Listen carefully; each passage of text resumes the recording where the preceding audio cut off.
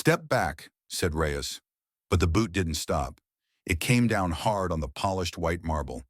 Past the rope, past the line, right onto sacred ground. The crowd gasped. The biker didn't flinch. 6'2", leather vest soaked with rain, chain wallet clinking like mock applause. His shades were still on, though the sky was gray and dripping. Behind him, 3 more bikers followed. Tattoos, patches, patches over tattoos, boots chewing up the silence with every stomp. They didn't speak. They smirked. Reyes took 1 step forward. The M14 rifle in his hands tilted, spun, locked downward. Bayonet gleaming against the drizzle. 1 breath, 1 pivot. The biker's foot stopped inches from the unknown soldier's tomb. Subscribe now if you believe some lines should never be crossed. The air was razor quiet. You could hear the flags snapping. You could hear rain ticking on stone. And you could hear the slow, disciplined rhythm of Specialist Victor Reyes breathing through clenched teeth. He didn't blink. Not when the leader of the gang, a man known as Rider 6, leaned forward and hissed, "What are you gonna do, statue boy? Shoot me?" Reyes didn't move, because statues don't speak and guards don't break. But just behind the silent line of duty, the faint sound of boots echoed up the steps, measured, sharp, resolute. SSG Elijah Brooks emerged from the mist. The tomb guard commander, eyes like stone, voice like carved brass. "That's not how this ends," Brooks said.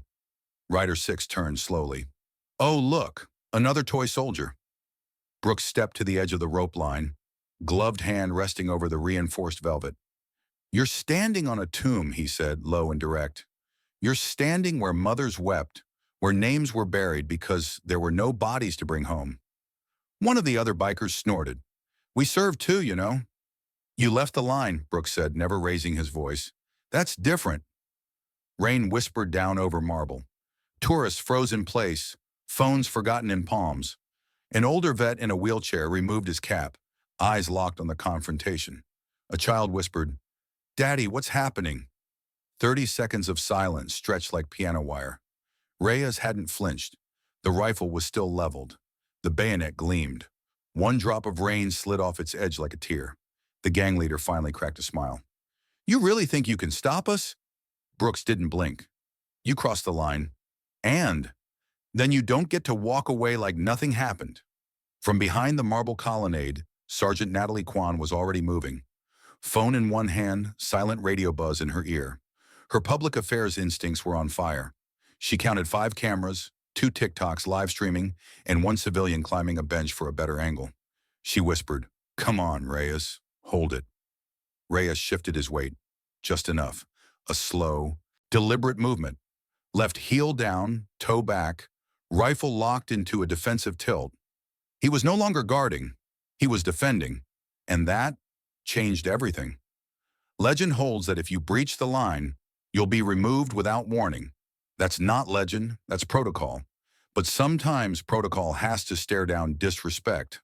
Not with force, not with anger, with precision, with presence. Rider 6 raised 1 arm, not in surrender, but in amusement. "Well then, come take me." For half a second, Reyes started to move. But Brooks's hand shot out, firm, commanding. "Not yet." The crowd flinched as thunder cracked overhead, sharp and close. Brooks's voice cut through the echo like a blade. "You've got 10 seconds to clear the platform." Rider 6's eyes narrowed. "Or what?" Brooks leaned in, whispering only loud enough for the biker to hear. "Or your disrespect becomes permanent." The biker stared back. Behind him, one of his own was already backing up, uneasy. The second followed. Rain slicked their shoulders. Their boots squeaked on sacred stone. But Rider 6 didn't move. Not until Reyes finally spoke.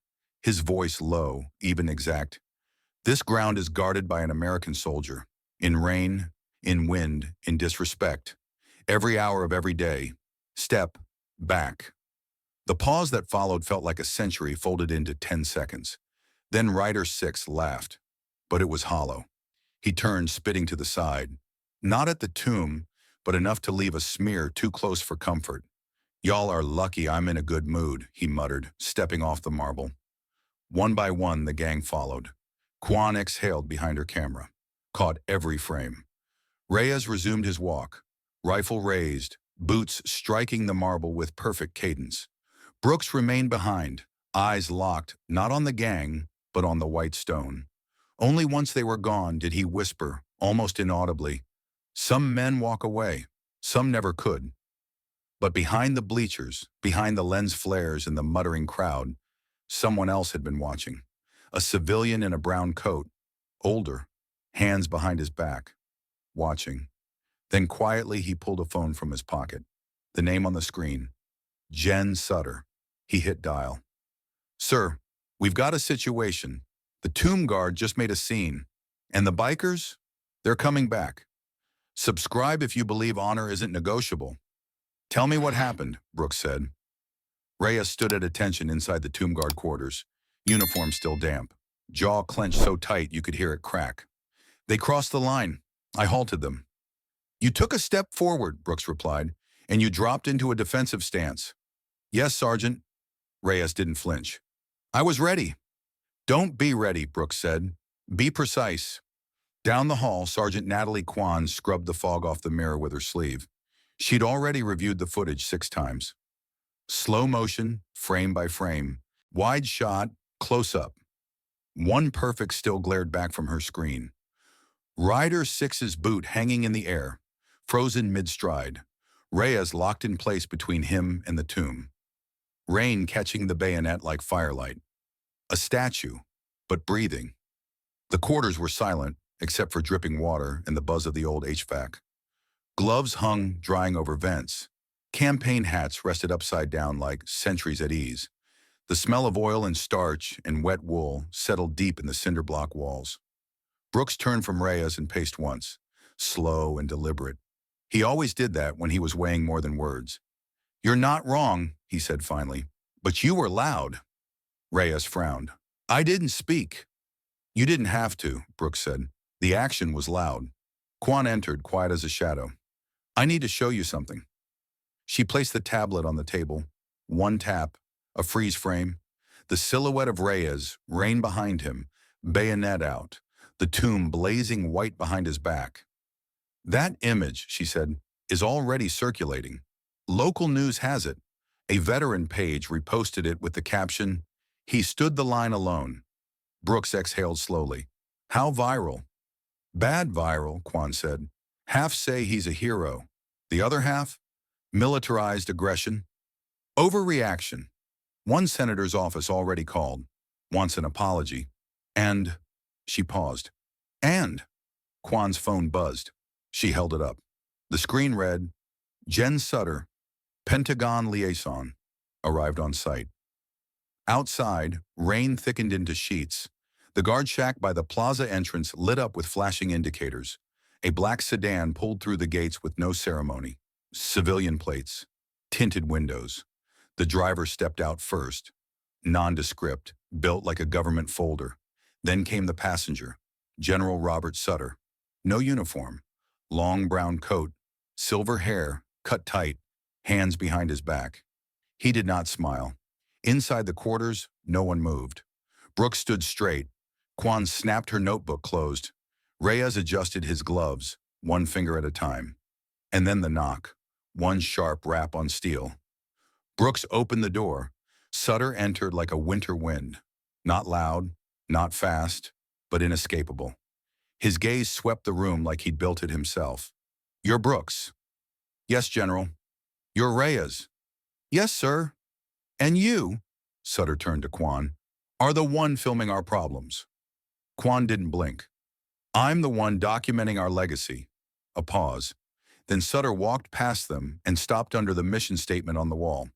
"Here rests in honored glory an American soldier known but to God."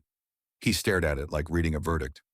"Tell me," he said, turning back, "what exactly gives you the right to threaten an American citizen on national monument grounds?" No one spoke, until Brooks stepped forward. "I didn't threaten him, General." Sutter's eyebrows rose. "I gave him time to decide what kind of man he wanted to be." The silence was heavy, the kind that settles when two types of authority collide. One earned, one appointed. Sutter turned to Reyes. You stepped forward, raised your weapon, against a civilian. Reyes looked straight ahead. He crossed the line, sir. Was he armed? No, sir. Did he make a move to deface the tomb? No, sir. Just crossed. Sutter took a long, deliberate breath. Then, you'll be relieved of duty pending review. Reyes didn't flinch. Yes, sir. Quan opened her mouth to protest, but Brooks raised one finger. Not to Sutter, to her, not now. Sutter turned to leave, but not before one final glance back. You have until sundown, he said to Brooks. If this place becomes a circus again, I'll bring down a storm you can't walk through. Then he was gone. The slam of the door echoed like rifle fire. Quan was the first to speak. He's going to make us the story. Brooks nodded. Then we give him one worth remembering. He turned to Reyes. Strip down, re-inspect. You're not off the line. Not until they drag you. Reyes didn't smile, just nodded, sharp. Yes, Sergeant. Outside, thunder cracked again, and in the brief silence between rolls, another sound echoed through the mist. Motorcycles. Distant, but approaching. You're not on the schedule, Brooks said. Reyes stood under the pre-dawn mist, already in full uniform, bayonet gleaming, gloves immaculate. Don't care, he said. I'm not leaving the line. Brooks paused, then nodded once. Then let's make it count. It was 6:57 a.m. Fog rolled thick across the plaza. The white marble looked like it was floating. Even the eternal flame flickered dimly behind the curtain of mist. No tourists, no cameras, just silence, and the steady rhythm of boots approaching. Then, the click of a cane. General Robert Sutter emerged from the fog like a judgment. Civvies, collar turned up, his breath clouded in front of him. He said nothing at first, just watched Reyes patrol, one pass, then another. Perfect cadence, perfect bearing. Brooks stood a few paces back, not interfering, just present. Finally, Sutter spoke. Still here. Duty doesn't clock out, Brooks replied. Sutter's voice cut colder. Don't be cute with me, Sergeant. The general walked slowly, tracing the path of the line. You know what I see, Sergeant Brooks? I see a generation obsessed with symbols, with spectacle. You made your stand. But now, you've got senators calling my phone, commentators calling this a militarized shrine.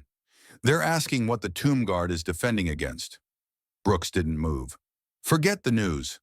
I can't, Sutter snapped, because this country buries outrage faster than heroes. And if you think I'll let one hot-headed specialist make a relic out of Arlington, you're mistaken. Brooks said nothing. Sutter continued. You ever served in fog, Sergeant? Brooks's jaw ticked. Yes, sir. Helmand Province, 2009. Then you know, Sutter said, stepping closer, how hard it is to see the line. In fog. The words landed heavy. Brooks didn't blink. I see it just fine, sir. Reyes halted his watch rotation, stood facing the tomb. Head high, shoulders squared. Even through the fog, his silhouette was razor sharp. Brooks turned to Sutter. You asked what we're defending against, he said quietly. It's not just crowds or breaches. It's forgetfulness. It's apathy. It's the day this becomes just another tourist stop. Sutter didn't reply, just stared. Then, without warning, he walked toward the edge of the platform, stepped just to the side of the rope. Not over it, not across it, but close. Testing. Reyes pivoted. Rifle tilt sharp, precise. His voice didn't raise, but it struck like thunder. Halt! That single word shattered the morning stillness. Sutter froze. Brooks didn't move. The wind shifted. A sliver of sunlight broke through the fog, just enough to catch the granite face of the tomb. For a moment it looked as if the words, known but to God, were glowing. Reyes stood unmoving, bayonet glinting, fog curling around his boots. Sutter turned back. He didn't smile, but something behind his eyes changed. You've got until sundown, he said again, quieter this time. Then he disappeared into the fog. Brooks exhaled. You good? He asked. Reyes didn't answer, because in the distance another sound had begun to rise. Not thunder, Engines. Somewhere down the cemetery path, muffled by fog, came the low, grumbling growl of approaching motorcycles. And this time, they weren't slowing down. The first boot hit pavement at 1:03 p.m., then another, then a dozen more. No engines now, just silence, thick and intentional, as the biker gang walked in. Slow, wide-shouldered, uninvited. Same vests, same flag bandanas, but this time no laughter, no swagger, just stillness.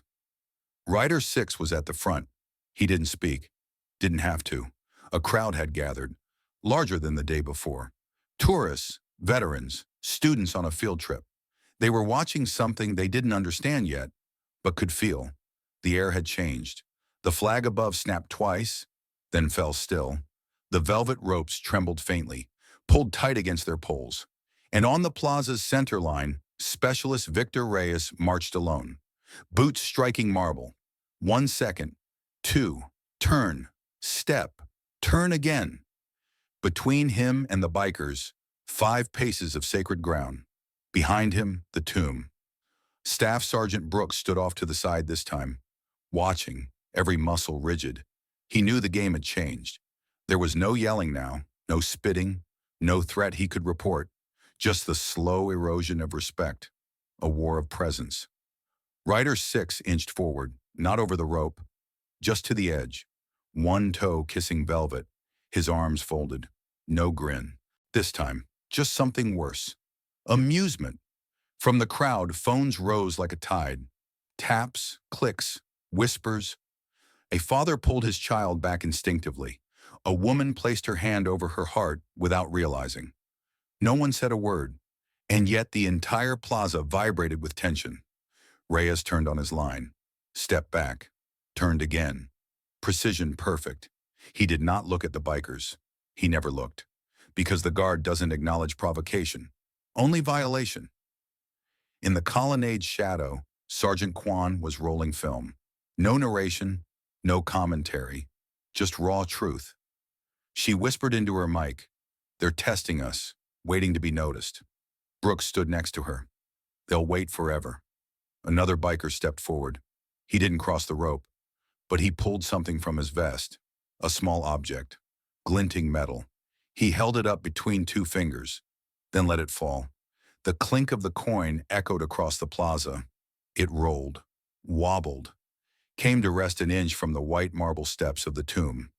The crowd gasped, not loud, but unified. Reyes did not react, not to the coin, not to the smirks, not to the provocation. His rifle stayed locked at port arms, eyes forward, posture undisturbed, but his voice cut through the tension like a bolt. "Halt!" The biker froze. Reyes didn't move, didn't raise the rifle, didn't take a step, just let the single word hang, and for a moment even the air held its breath. Rider 6 tilted his head, mocking. "We didn't cross, just paying respects, our soldier." Brooks spoke from the rope line. "You don't pay respect by testing the line." Rider 6's eyes narrowed. "It's just a coin." Brooks took 1 step forward, speaking not to him, but to the crowd. "Challenge coins are earned in silence, not dropped for spectacle." Then to the biker. "You just disrespected everyone who never got to earn one." The biker backed off, slowly, reluctantly, but not before giving a final sneer. "You people still think silence is power." Reyes spoke without turning his head. "It is here. Legend says some lines are invisible, but when Reyes stood there, stone still, with the rain just beginning to whisper again and the coin glinting at his feet, that line became more real than ever. The gang began to retreat, but as they did, Rider 6 leaned in close to Brooks, whispering, "We'll be back, and next time, it won't be just us." Then he was gone. Brooks turned to Kwan. "Post the footage." "You sure?" "Yes," Brooks said, "but don't post Reyes." Kwan frowned. "Why?" "Because they're watching him. We need them to see us." As the last biker disappeared down the hill, the sky darkened again, not with rain, but with what was coming. "You sure about this?" Kwan asked. Brooks didn't answer right away. He was standing on the upper terrace, eyes locked on the tomb, where Reyes had just stepped into his post for the final watch of the day. The sky above glowed orange, that fleeting hour where shadows stretch long and nothing hides. Yes, Brooks said. He knows what to do. Down on the plaza, Reyes's boots struck marble in perfect rhythm. Turn, pause, turn again. The crowd was thick today, double the usual. Veterans in silence, children clinging to parents, tourists holding breaths they didn't know they were holding. No noise, no music, no phones raised. Not yet. But something was coming. Even before the first bike engine rumbled in the distance, everyone could feel it, like a storm before the clouds, like the shift in air before lightning. Rider 6 had returned. Only this time, he wasn't alone. The first engine echoed off the stone walls like a war drum. Then another. Then 5 more. 7 riders, all in formation. No revving, just steady, low growls of machines rolling up the perimeter road. They parked in line. No words exchanged. Then they walked. Brooks was already at the edge of the cordon, eyes narrowing. Quan started filming. No filter, no commentary, just truth. The leader approached. Rider 6 at the head. Same vest, same patch. No masters. They reached the velvet rope, stopped. This time not 1 foot over, but everything in their posture screamed defiance. Rider 6 raised a single finger, pointed. To him. Reyes turned mid-watch. Rifle locked, posture exact. He faced them now. This time, it wasn't a breach. It was a challenge. Rider 6 took 1 step closer to the rope line. Still not over, but close enough to feel it vibrate. Then he spoke, loud, clear, mocking. You got 30 seconds, soldier. That's how long this country remembers anything. Reyes didn't blink. He took 1 step forward, only 1. Brought his M14 down, butt to marble, bayonet gleaming in sunset gold. Then he spoke. Not loud, but it cut the plaza in half. You have 30 seconds to leave, and that's generous. The crowd froze. No one moved, not even the bikers, because something had shifted in the air. Not just power, not just protocol, something sacred. Rider 6 stared for a beat too long, then another. Behind him, one of his own took a half step back, then another. Then they all turned. No argument, no debate. They left, just like that. Reyes resumed his walk, boots like a metronome, every motion sharp, every second exact. The sun caught the white of the tomb just right, and for that moment, everything, the crowd, the silence, the history, folded into one breathtaking stillness. Brooks stood at attention, watching it all. Quan whispered, "He did it." "No," Brooks said. "They did it." And he nodded toward the tomb. Up on the terrace behind the security line, General Sutter had been watching, alone. He didn't approach, didn't speak, just stood there, hand over heart. And when the sun finally dropped behind the hill, he turned and walked away. Some confrontations end in shouting. This one ended, in discipline, in silence. In 30 seconds, that reminded everyone watching, some lines are eternal. If this story moved you, if you believe in respect that doesn't flinch, in silence that holds power, and in soldiers who guard more than stone, subscribe. Because every click carries the echo of footsteps on marble, and every share helps the world remember why some lines are never meant to be crossed.